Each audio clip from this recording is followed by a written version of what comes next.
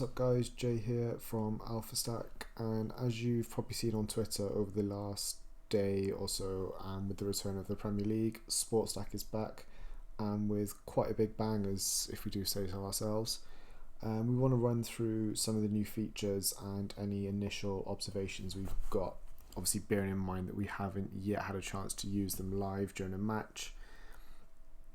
We did release a podcast earlier this week with Nick Smith, SportStack CEO, going over the new features, so be sure to check that out on whichever podcast app you use, and the links to the podcast will be in the description below. So the app has been filled out with a number of new features that add a lot to the user experience and make the platform look a lot more complete. So we've seen a change in some of the buttons along the bottom, where each now has more purpose than they perhaps did before. So first of all, we've got the Players tab, which replaces the old Markets tab on the left hand side, and this contains three new features. These sections are for biggest movers, trade activity, and hot and cold players. So the biggest movers, as you might have guessed, shows the players whose prices have moved most since the markets have opened. Trade activity shows the percentage of transactions going through as either buys or sells.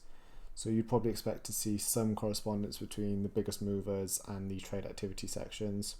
Say where sort of Sadio Mane scores a second in the game, his price would be climbing, whilst the majority of trades would probably be buying. And lastly, we've got the hot and cold section, and basically this identifies any disparities between a player's recent payouts and their current price. We'll have to see how well this works in practice. Whilst Nick has clarified that a player's sub appearance won't be counted, as it would unfairly suggest a player is cold, a player coming off the back of a 90p pair will inevitably be priced 20-30% lower, or perhaps even more in the run up to the next game.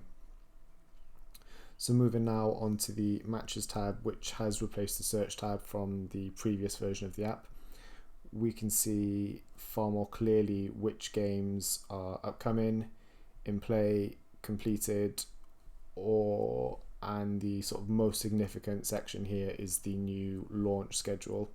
So this basically, you can see exactly when the markets are going to be opening for any particular game, sort of within the next week or so.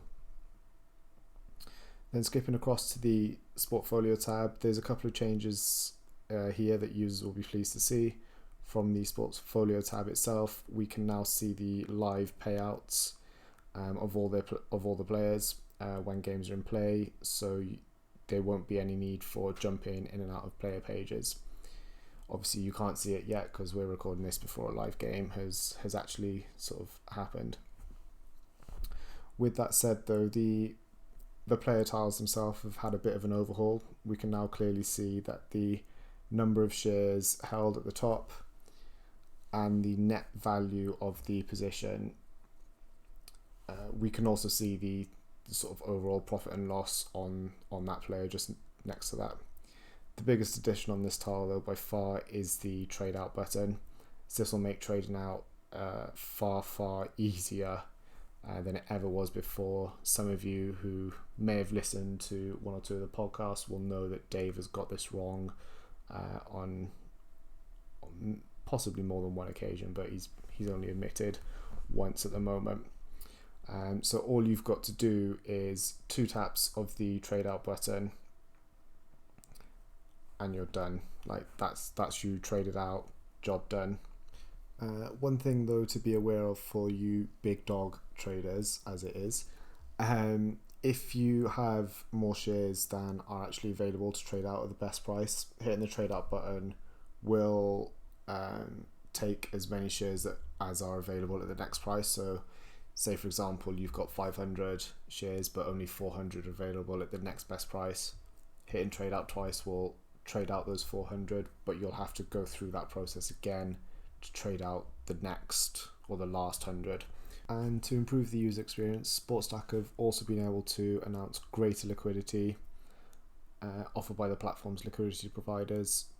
For anybody who isn't actually aware, SportStack only provide the platform to which sort of the buy and sell orders or the exchange in general happens, an external party provides all the liquidity and places a number of buy and sell orders at their sort of their prices to allow the market to function in an orderly way. So previously, liquidity providers placed buy and sell orders at 200 shares for each pence, but with the relaunch, they'll be doubling their orders to 400 at each price point, sort of pre-game. This will allow people to feast on these early and potentially cheaper prices or better prices if you're looking to short as well. Just keep in mind though that the 400 is at this moment in time only going to be a pre-game thing, so when the markets go in play, what we should be seeing is that reverting back to 200 for the time being. But Nick Smith has been very, very clear that greater liquidity is far better for the platform. So as the user base grows, liquidity should not only grow organically, but we should be able to see the role of the sort of liquidity providers grow in line until sort of we're looking at sort of ridiculous numbers like 10,000 shares a pence or something crazy like that, which is obviously far down the line. But no doubt the biggest addition to the platform is the introduction of SuperStack. So this replaced the quite rarely used build button at the center of the SportStack control panel, and it's a separate game entirely to the exchange. So here users will bet on the player they sort of feel will perform best in the match, as measured by the SportStack scoring matrix, as you can see here. Users will choose their stake and back players at set odds that are set by SportStack before kickoff, and once the game is in play, each match will have its own leaderboard showing how the players rank. So users will be able to watch bets incoming and their players hopefully climb the tables. As it currently stands, there is no option to cash out with SuperStack, but there are huge plans to develop other betting options within SuperStack, such as sort of best defender, best midfielder or forward in the match, or say player A outperforming player B. So these ideas and others will be added in time, and they will just make the platform sort of more interesting, and they'll hopefully give users the chance to familiarize themselves with the scoring matrix, and ideally then helping them to transition across over to the player exchange. And on the subject of new users, the refer a friend bonus has now been boosted by around 70% from 6 shares to 10. So if your friend signs up using your code and bets £10, you'll receive 10 shares in a player of your choice, and they'll receive either 10 shares in a player of their choice for the exchange or a £10 free bet on SuperStack. So there you have it, guys. Those are changes to SportStack as it's coming back.